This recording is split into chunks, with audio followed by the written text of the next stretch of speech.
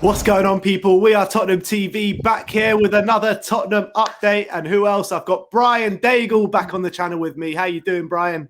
Always a pleasure, buddy. Thanks for having me on it, mate. Every time you've asked me to do it, I've woke up about 10 to 15 minutes earlier. So, yeah, I must have some kind of Ben alert in my head for WhatsApp. So it must be happening. I'm happy I've got it. A pleasure to be here as always.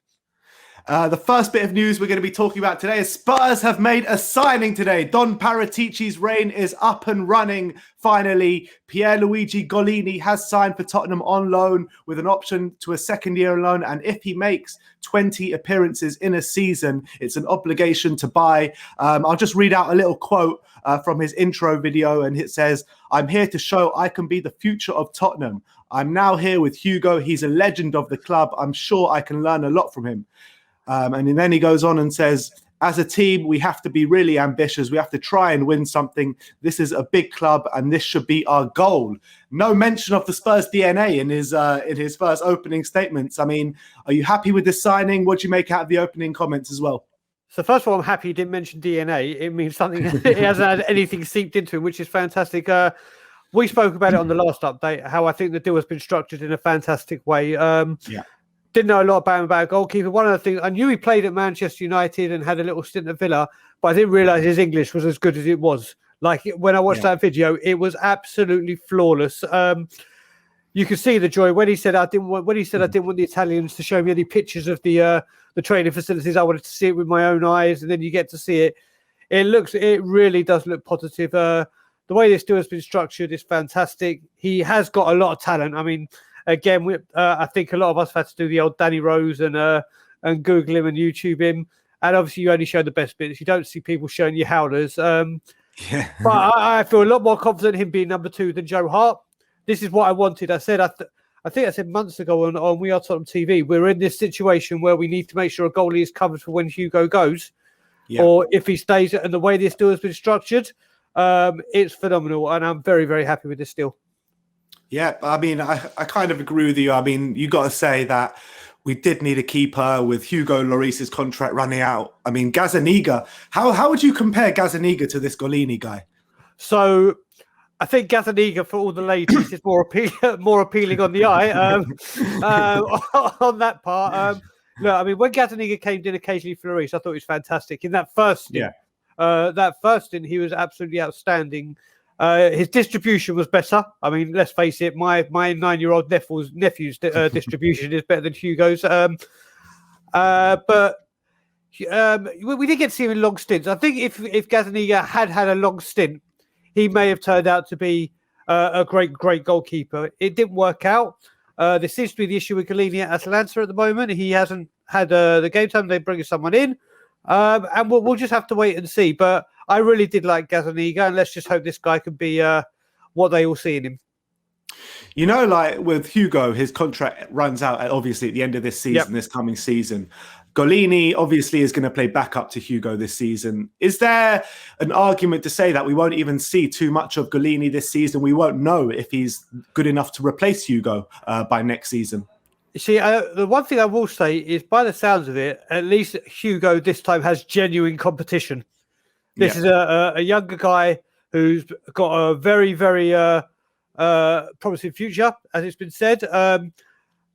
Will he get the chances? I think he'll play in the Cups to start off with, which is kind of what I said when we get a keeper. I said, if we get a goalkeeper and Hugo stays, let this keeper know for the next season, you're only going to play really maybe the Conference League, maybe the domestic cups.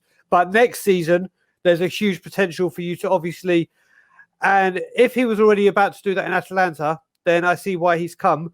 But I think there's genuine competition. And what's the bet? Was it 20 games and then we have to oblige? What's the bet he stays on 19 games all season?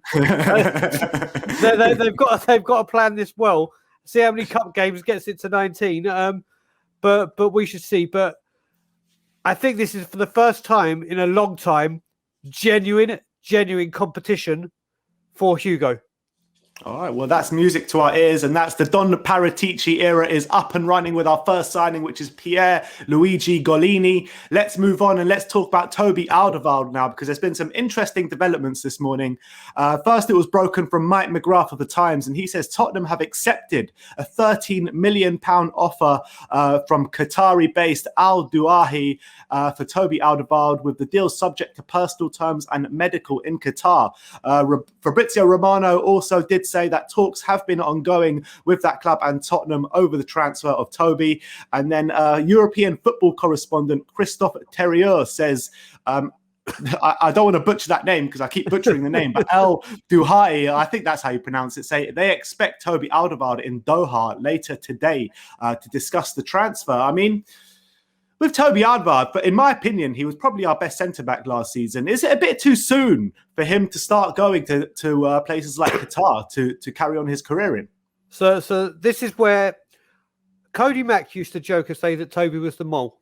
And there used to be a whole joke about that. Now, you got to look, Pochettino was one of the ones that apparently Toby was one of the ones that said, right, we want him gone. Yeah. And that apparently there was rumours with Mourinho as well. Obviously, we had the is he ill, is he this? And then these rumours broke. And from what I heard, he was going back to Royal Antwerp to finish his career at home because he wants to go back with his family. And I kind of understood that. I was like, Toby, if that's what you want, you've been a great servant to the club. Off you go with my blessing. Yeah. Not that he needs it, but off you go. Excuse me. And then there you go, finish your career, the romantic part of us. But all of a sudden, these Qatari links are just like, well, wait a minute. You're not near your end of your career at all. You want out of Tottenham. You're fed up with what's going on, and I can't blame you for that because of the show that we're and everything that's going on. Yeah. But now it's all of a sudden Qatar, and that's obviously money.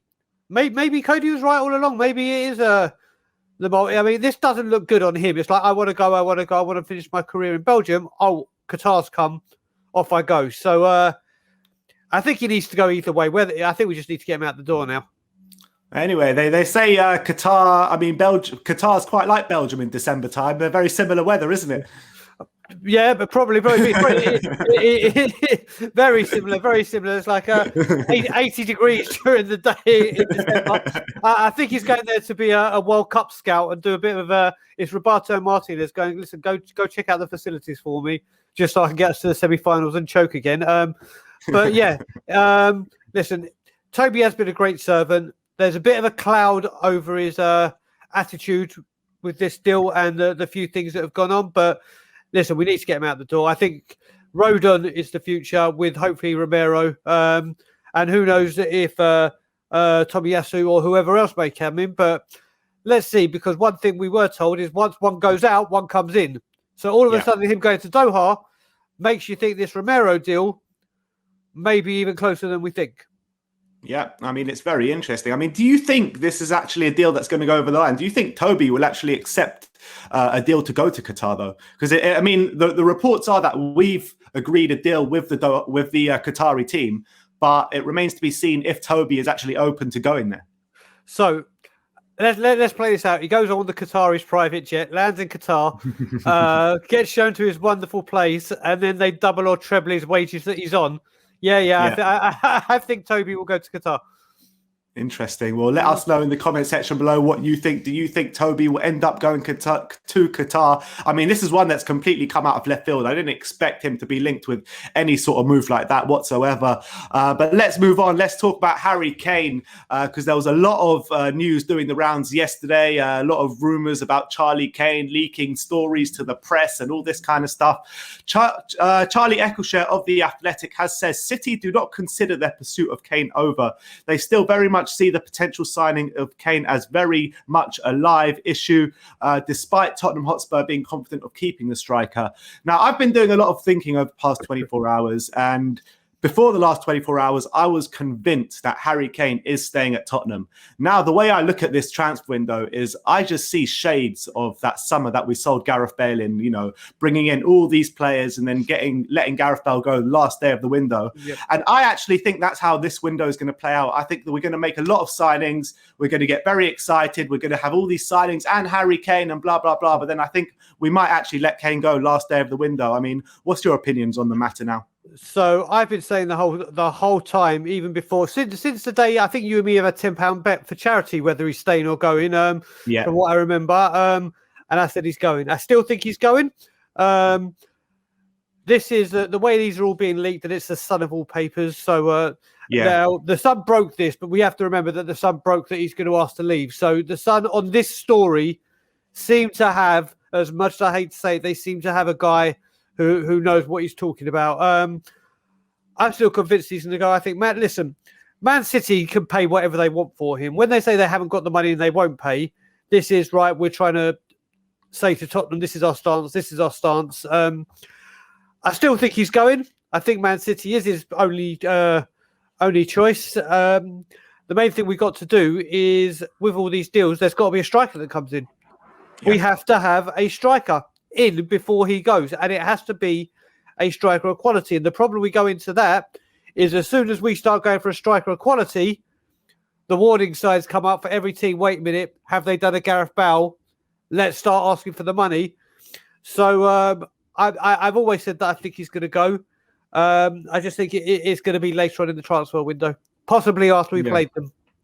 Yeah, I mean, look, like I said, I think this is going to wrangle on right till the last day of the window. But is there an argument to be said that maybe selling Kane to fund this rebuild that we're doing could actually be a good move for Tottenham and the beginning of a new era? If we do, and let's use the obvious comparison, Coutinho for Liverpool. Yeah, that's a team that did that correctly. Yeah. Well, we did it with the Gareth Bale money, from what I understand, and this is when I was going to Spurs a lot and was close with people within the club. We got those 7 players, and it was reported that AVB only wanted 2 of them. It was Ericsson, and I can't remember the other one, but I know Ericsson was one of them. And then Gollini said, "Well, no, we're bringing these in. You deal."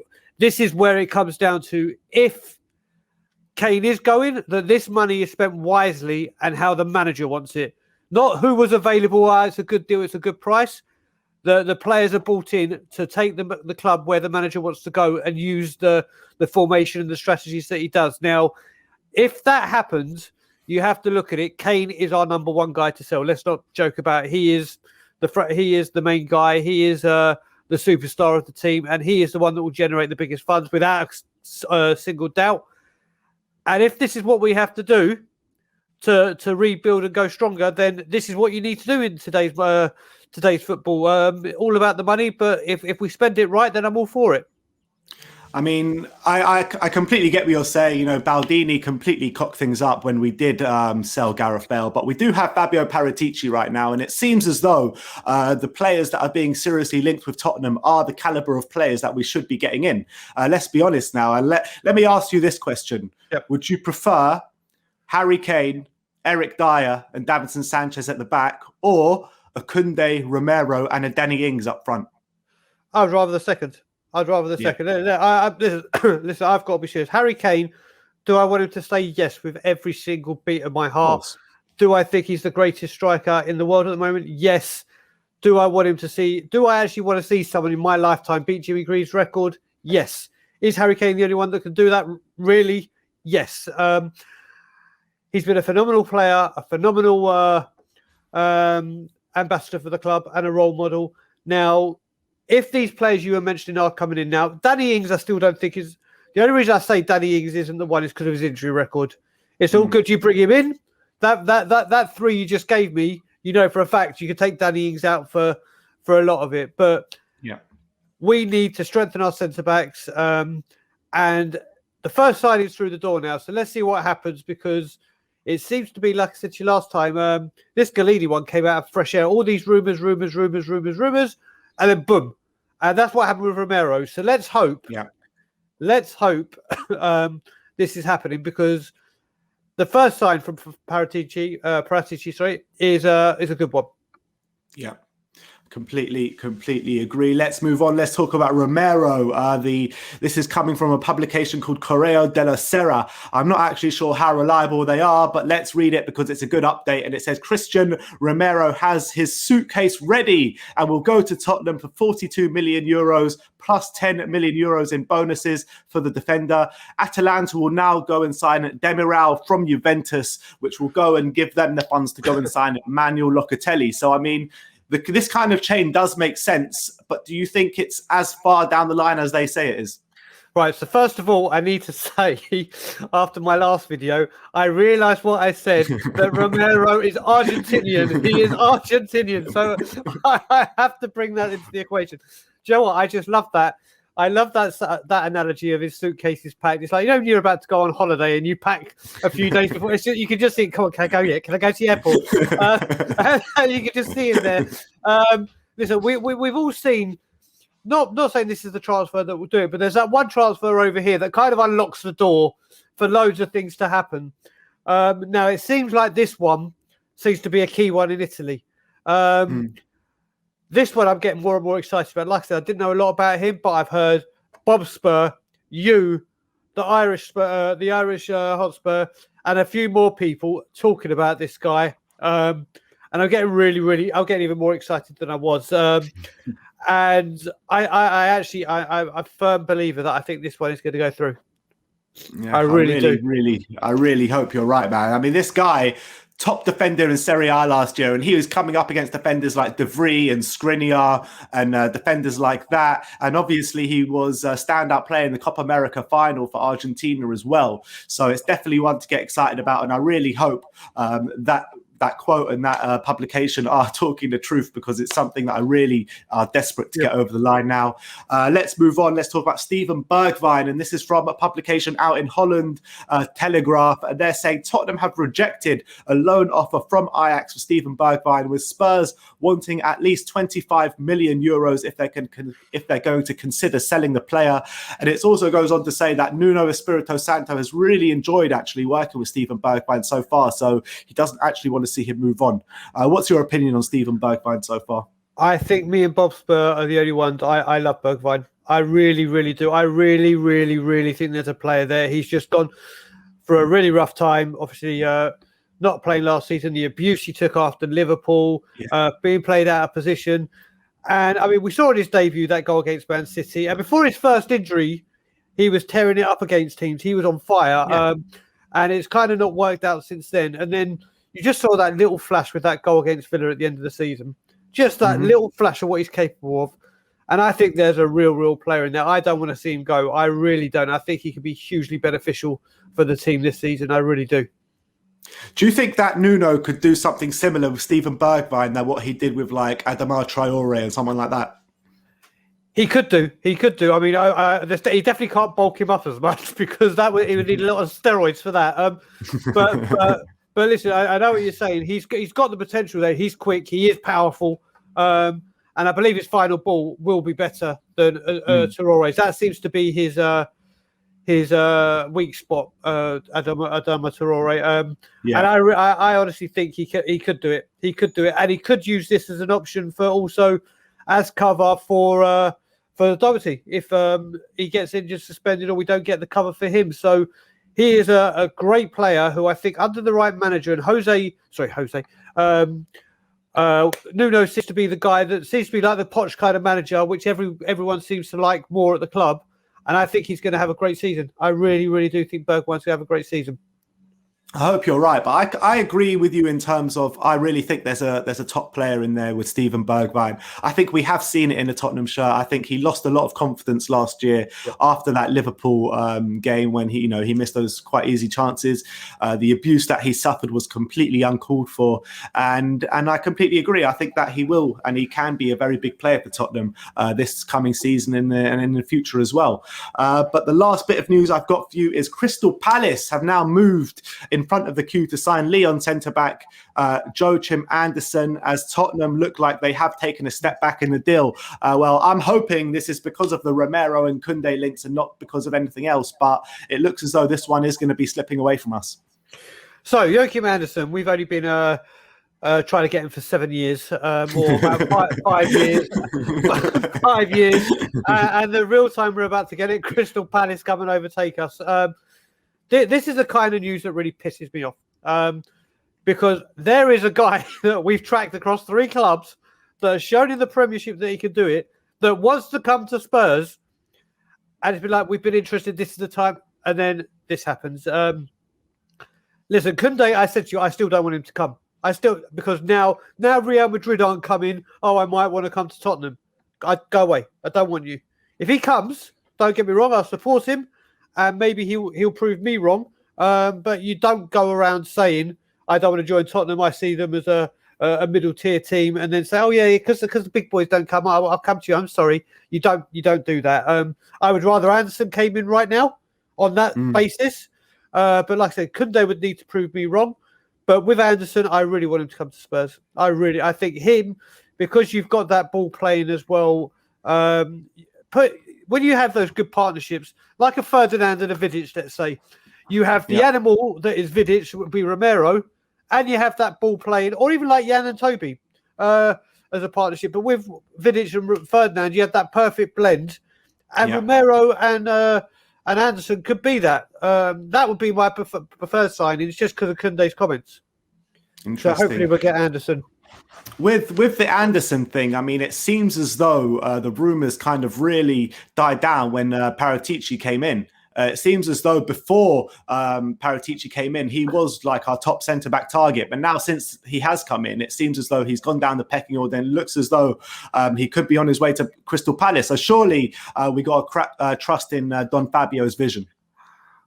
I will do. I will do. Like that. I will give him the time. I just really like Anderson. That's me on a personal note. I mean, I'm not going to march that on. As well, yeah. But this is the thing. What's going on with Tomiyasu? He's got an injury now. That's just it's just something typical. So who knows? Maybe they're the 3. Who knows? Paratici, if he gets Romero, if Romero that guy's going to cause me problems. Nationality. Christian Romero. Christian. Okay, Christian. That's going to be easy for me. If that deal gets over the line, then I will start having a hell of a lot of faith that Paratici is actually directing things, and this is what's happening. But like I said at the beginning, this goalkeeper signing is the first step, and we shall see. Now the problem is, like we said, getting players out. That's where we need to see. Now, Toby looks like we've discussed that could be out. That's one. If it goes, Winks could be going to Villa. Apparently, that's 2. So if things are led to believed, my confidence in Paratici is starting to grow, but Anderson is a guy I really want. All right. Well, that is your Tottenham update today. Brian, thanks a lot for coming on once again. Do you want to let the viewers know where they can find you? Yep, they can find us at Tottenham Away. We do a Monday podcast. Obviously, we have the 2 Brians, which got cancelled yesterday because I was working late. But most importantly, I have to say, I just want to pick up someone else's channel because I'm going on it today. Bob Spur. Bob Spur is doing his In the Wall, which is a Saturday thing that he does at 10 p.m. UK time. I'm going on it today, and he's doing the greatest ever. And he's going to give us subjects like goalkeeper, manager, volley, comeback, everything like that. It's over on Bob Spur. We're on the push to try and get into 1,000 subscribers. I think he's close to 900 or something. And I'm on that at 10 p.m. today, and it's going to be a great show. So everyone get over to that. Yeah, I actually was tuned into Bob Spur last night. He went live instead of your show, actually, because when your show got cancelled, he went live last night. And I think, and for some reason, I realized I wasn't subscribed, and I wasn't subscribed. I clicked subscribe, and I was the 901st subscriber there on Bob Spur TV. So let's get him to 1,000. Let's get him to 1,000. Go on, the 901. So there you go. Exactly. So everyone go and subscribe to Tottenham Away. Go and subscribe to Bob Spur TV. And obviously, if you haven't, come and subscribe to We Are Tottenham TV as well. But Brian, thanks a lot for coming on. We'll see you very soon. Like, subscribe and comment. And as always, come on you Spurs. Leave you out.